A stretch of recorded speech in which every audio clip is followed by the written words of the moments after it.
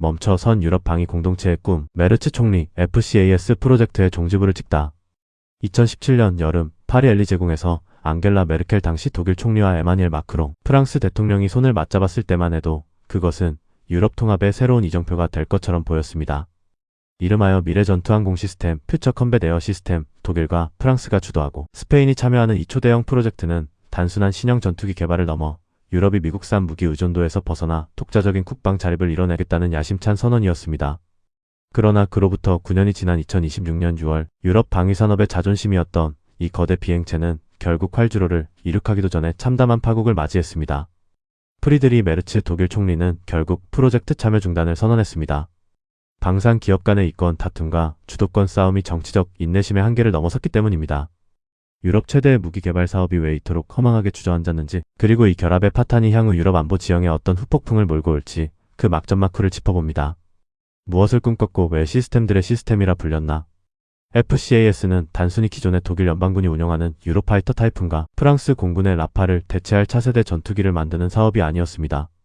총 사업비만 최소 1000억 유로로 추산되는 이 프로젝트의 핵심은 체계들의 체계 시스템 오브 시스템즈를 구축하는 데 있었습니다.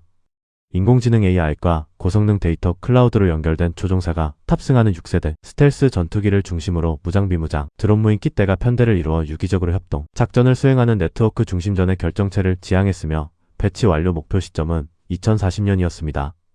이 거대한 청사진은 급변하는 지정학적 위기 속에서 유럽 국가들이 단일 대오를 형성해 독자적인 군사적 타격 능력을 갖추겠다는 연대의 상징이기도 했습니다. 파국의 원인 특허권과 주도권을 둘러싼 자존심 싸움. 정치적 명분은 화려했으나 현실의 벽은 높았습니다. 프로젝트의 양대 축인 프랑스의 방산명가 다소와 독프 합작 기업인 에어버스는 첫 삽을 뜰 때부터 삐걱거렸습니다. 미라주와 라팔 등 독자적인 전투기 개발, 헤리티지를 보유한 프랑스의 다소는 자신들이 당연히 전투기 개발에 절대적인 주도권을 쥐어야 한다고 주장했고, 반면 스페인의 지분까지 포함해 디지털 인프라와 무인기 부문을 담당하기로 한 에어버스는 대등한 파트너십을 요구했습니다. 결정적인 균열은 핵심 기술 공유 문제에서 발생했는데, 다소의 에리크 트라피에 최고 경영자 CEO는 자사가 수십 년간 축적해 온 민감한 스텔스 기술과 특허 노하우를 에어버스 측에 공유하는 것을 완강히 거부했습니다.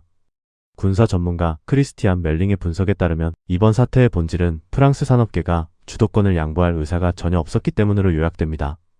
기술을 누구의 소유로 할 것인가, 그리고 미래의 막대한 방산 수익을 누가 가져갈 것인가라는 자본주의의 가장 원초적인 질문 앞에서 두 기업은 끝내 합의점을 찾지 못한 것입니다. 최근 메르츠 독일 총리가 트라피의 CEO를 직접 설득하기 위해 막판 면담까지 진행했으나 완고한 프랑스 방산 벽을 넘지 못하고 빈손으로 돌아와야 했습니다. 30억 유로의 대가, 그리고 정치적 손익계산서. 이번 프로젝트 중단으로 독일이 떠안게 된 직접적인 재정적 손실은 약 30억 유로 수준으로 알려졌습니다. 그동안 그려온 수많은 차세대 전투기 설계 도면과 시제품, 구상안들이 한순간에 휴지 조각이 된 셈입니다.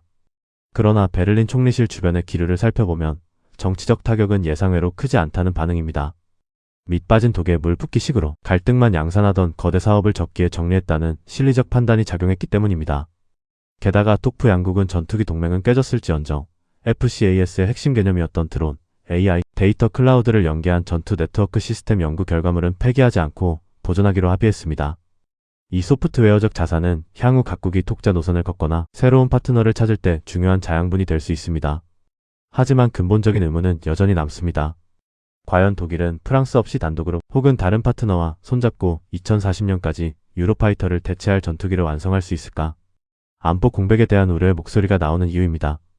독일 프랑스 엔진은 꺼졌는가 대안을 찾는 베를린. 방산업계 내부 소식통에 따르면 에어버스는 이미 독자적인 차세대 전투기 개발 계획을 검토할 준비에 착수했습니다. 독일 정부 역시 프랑스를 대체할 새로운 우방을 물색하고 있습니다. 현재 가장 유력하게 거론되는 카드는 그리펜 전투기 제작 경험이 있는 스웨덴과의 협력입니다. 동시에 또 다른 선택지도 테이블 위에 있습니다. 이미 영국, 이탈리아, 일본은 6세대 스텔스 전투기 개발을 위해 글로벌 전투항공 프로그램 GCAP라는 독자적인 동맹을 맺고 순항 중입니다.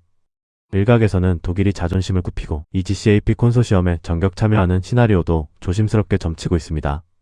지난해 말 프랑스 툴롱에서 열린 독프 합동장관 회의에서 양국은 변함없는 경제적 파트너십과 지정학적 연대를 과시했습니다. 그러나 방산협력의 침몰은 양국 관계의 가장 약한 고리를 여실히 보여주었습니다. 메르츠 총리의 결단은 서유럽 안보, 주도권을 둘러싼 독일과 프랑스의 오랜 경쟁 의식을 다시금 수면 위로 끌어올렸으며 유럽의 자국 우선주의 방산 지형을 재편하는 신호탄이 될 전망입니다.